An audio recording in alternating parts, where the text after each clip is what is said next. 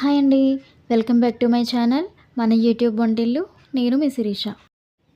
మన ఛానల్లో ఈరోజు ఎంతో హెల్దీ అయిన నువ్వుల చిమిలి చేసి చూపిస్తానండి.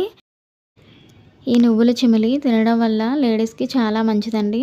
ఎదిగే పిల్లలకి పెట్టడం వల్ల ఎముకలు బలంగా తయారవుతాయి. ఒక్క నాగుల చవితికే కాదండి, నేను ఇంట్లో రెగ్యులర్గా చేస్తాను. మా పిల్లలు చాలా ఇష్టంగా తింటారు. టేస్ట్ కూడా చాలా బాగుంటుంది. దీన్ని తయారు చేయడానికి ఒక కప్పు నువ్వులు తీసుకున్నానండి. 150 గ్రామ్స్ ఉంటుంది.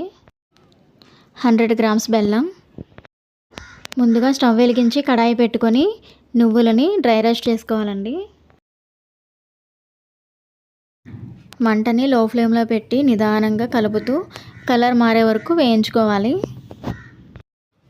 నువ్వులు లైట్గా కలర్ మారే వరకు దగ్గర ఉండి వేపుకోవాలండి, లేదంటే మాడిపోతాయి.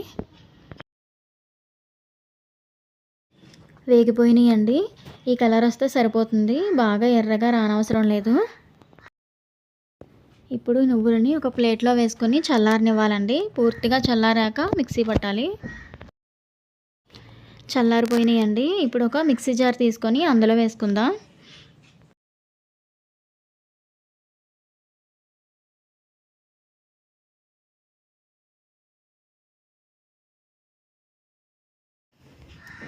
వేసుకున్నాం కదండి, ఇప్పుడు ఒకసారి మిక్సీ పట్టుకోవాలి.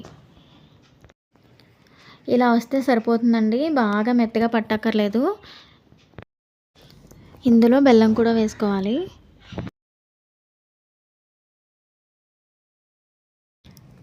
స్పూన్తో ఒకసారి మొత్తం కలుపుకోవాలండి.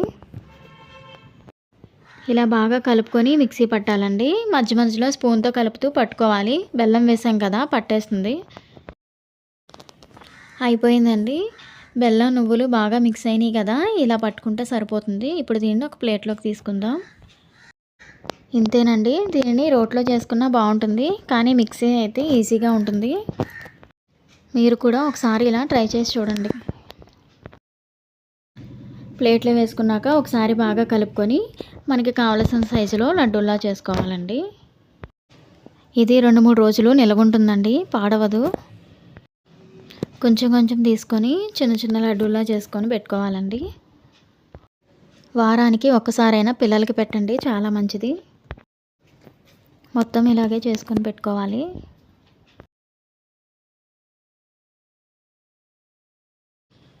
ఇంతేనండి, నువ్వుల చిమిలి చేయడం చాలా ఈజీ కదా, మీరు కూడా ట్రై చేసి చూడండి. ఈ వీడియో కనుక మీకు నచ్చినట్లయితే లైక్ చేసి షేర్ చేయండి. మరెన్నో కొత్త రెసిపీల కోసం మన యూట్యూబ్ వంటిల్లు ఛానల్ని సబ్స్క్రైబ్ చేసుకోండి. ఇంకో కొత్త రెసిపీతో మళ్ళీ కలుసుకుందాం. Thank you for watching.